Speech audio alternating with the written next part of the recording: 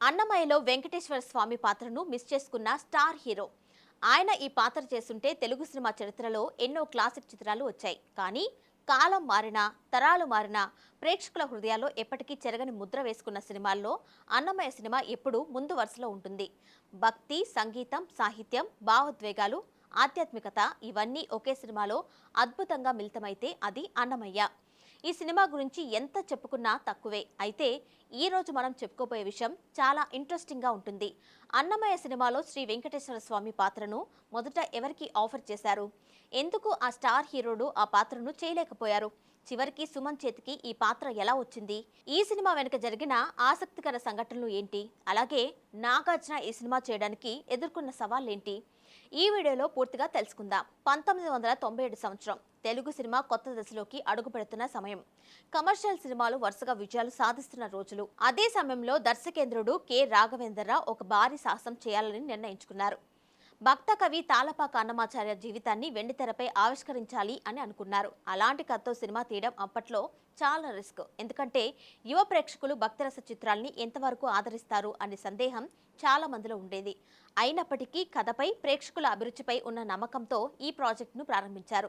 ఇక అన్నమయ్య పాత్ర కోసం ఎవరిని తీసుకోవాలి అని ప్రశ్న వచ్చినప్పుడు చాలా మంది పేర్లు వినిపించినప్పటికీ చివరికి దర్శకుడు నాగార్జుననే ఫైనల్ చేశారు. అప్పటికే నాగార్జున లవర్ బాయ్ ఇమేజ్తో టాలీవుడ్లో అగ్ర హీరోగా కొనసాగుతున్నారు. నిన్నే పెళ్లాడతా వంటి బ్లాక్ బస్టర్ విజయంతో ఆయన క్రేజ్ అమాంతం పెరిగిపోయింది. ముఖ్యంగా యువతలో, మహిళా ప్రేక్షకుల్లో నాగార్జునకు విపరీతమైన ఫాలోయింగ్ ఏర్పడింది. అలాంటి సమయంలో ఒక్కసారిగా ఆయన భక్త కవి అన్నమయ్య పాత్రలో కనిపించబోతున్నారు అని ప్రకటించడంతో ఇండస్ట్రీ మొత్తం ఆశ్చర్యపోయింది. అభిమానులు కూడా మొదట ఈ నిర్ణయాన్ని అర్థం చేసుకోలేకపోయారు. కమర్షియల్ హీరోగా దూసుకుపోతున్న సమయంలో ఇలాంటి పాత్ర చేయడం కెరియర్కు రిస్క్ అవుతుందని చాలా మంది భావించారు. కానీ నాగార్జున మాత్రం దర్శకుడు రాఘవేంద్రరావుపై పూర్తి నమ్మకం ఉంచారు. కథ విన్న వెంటనే ఈ సినిమా చరిత్ర సృష్టిస్తుంది అని ఆయనకు నమ్మకం కలిగింది. అందుకే విమర్శల్ని పట్టించుకోకుండా ఈ పాత్రకు గ్రీన్ సిగ్నల్ ఇచ్చారు. షూటింగ్ సమయంలో కూడా అన్నమయ్య పాత్రలో పూర్తిగా లీనమైపోయి నటించారు. ఆయన నటనలో కనిపించిన భక్తి, వినయం, భావోద్వేగాలు ప్రేక్షకుల్ని కట్టిపడేశాయి. సినిమా రిలీజ్ అయిన తర్వాత నాగార్జున నటనకు అద్భుతమైన ప్రశంసలు వచ్చాయి.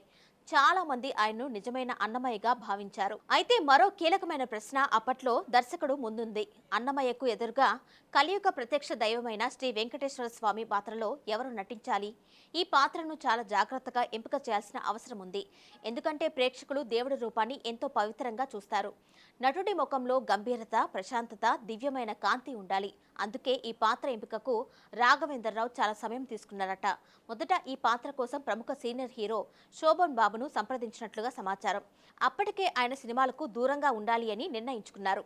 రిటైర్మెంట్ ప్రకటించిన తర్వాత కొత్త సినిమాలు చేయకూడదు అని అనుకున్నారు. అయితే రాఘవేంద్రరావు ప్రత్యేకంగా వెళ్లి ఈ పాత్ర గురించి వివరించారట. కానీ శోభన్ బాబు పెద్ద మొత్తంలో పారితోషికం కోరారు అని, ఆ రోజుల్లో 50 లక్షలు అడిగారని ఇండస్ట్రీలో ప్రచారం జరిగింది. ఆ సమయంలో అది చాలా భారీ మొత్తం. నిర్మాతలు ఆ భారం మోయడం కష్టమని భావించి మరో ప్రత్యామ్నాయం వైపు చూశారట. ఆ తర్వాత మరో స్టార్ హీరో పేరు పరిశీలనలోకి వచ్చింది. ఆయనే నందమూరి బాలకృష్ణ. బాలకృష్ణకు అప్పటికే అపారమైన స్టార్డమ్ ఉంది. పురాణ, పౌరాణిక పాత్రల్లో ఆయనకు ప్రత్యేకమైన ఇమేజ్ కూడా ఉంది. అందువల్ల వెంకటేశ్వర స్వామి పాత్రకు ఆయన సరిపోతారని కొందరు భావించారు. అయితే ఒక సందేహం మాత్రం దర్శకుడు, నిర్మాతల్ని వెంటాడిందట. నాగార్జున, బాలకృష్ణ ఇద్దరు స్టార్ హీరోలు కావడంతో అభిమానుల మధ్య పోలికలు, చర్చలు, అవసరం లేని వివాదాలు వచ్చే అవకాశం ఉందని ఆలోచించారట. సినిమా మొత్తం ఆధ్యాత్మికంగా ఉండాలి, కానీ ఫ్యాన్ వార్కు వేదిక కాకూడదు అని భావించి చివరకు ఆ ఆలోచనను విరమించుకున్నారని చెప్తున్నారు. అప్పుడే దర్శకుడు సుమన్ ను గుర్తు చేసుకున్నారు. ఆయన్ను వెంటనే పిలిపించి మేకప్ టెస్ట్ చేశారు. మేకప్ పూర్తయిన తర్వాత అందరూ ఒక్కసారిగా ఆశ్చర్యపోయారట. శ్రీ వెంకటేశ్వర స్వామి రూపంలో సుమన్ ఎంతో దివ్యంగా కనిపించారని యూనిట్ సభ్యులు భావించారు.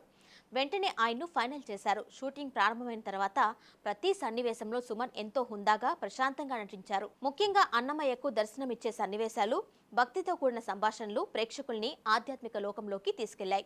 సినిమా రిలీజ్ అయిన తర్వాత ప్రేక్షకులు నాగార్జునను ఎంతగా అభిమానించారో అదే స్థాయిలో సుమన్ నటనను కూడా ప్రశంసించారు. చాలా మంది ఆయన్ను నిజంగా వెంకటేశ్వర స్వామి రూపంలో చూసిన అనుభూతి కలిగిందని చెప్పారు.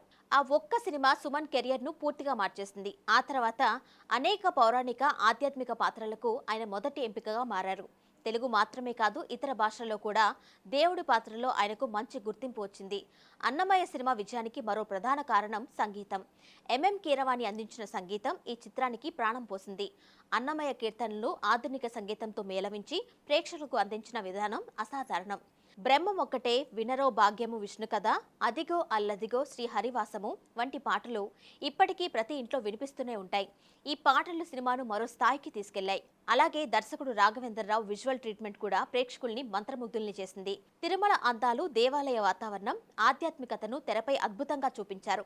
ప్రతి ఫ్రేమ్ ఒక చిత్రంలా కనిపించేలా తెరకెక్కించారు. అందుకే ఈ సినిమా కాలం గడిచినా తన విలువను కోల్పోలేదు.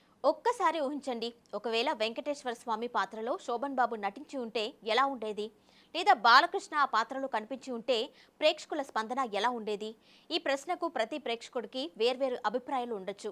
కానీ చివరికి సుమన్ చేసిన నటన చూసిన తర్వాత ఈ పాత్రకు ఆయన కంటే సరైన ఎంపిక మరొకరు ఉండరేమో అనిపించేంతగా ఆయన తన నటనతో మెప్పించారు.